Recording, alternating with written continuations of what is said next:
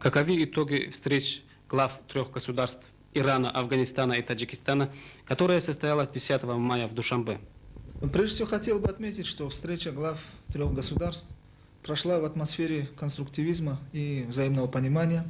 Состоялся обстоятельный обмен мнениями по вопросам двух- и трехсторонних отношений, а также по актуальным региональным и международным проблемам. Главы государств высказали общую точку зрения, общее мнение, что только прочный мир и стабильность в регионе могут быть основой экономического прогресса и положительного решения социальных проблем в странах, входящих в регион. В этой связи они призвали решать все спорные вопросы исключительно мирным путем.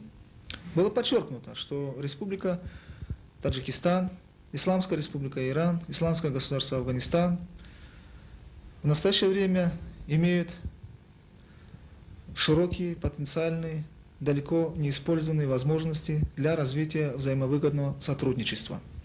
Главы государств Ирана и Афганистана выразили поддержку усилиям руководства Таджикистана, направленным на мирное решение проблем и установление мира и национального согласия в стране.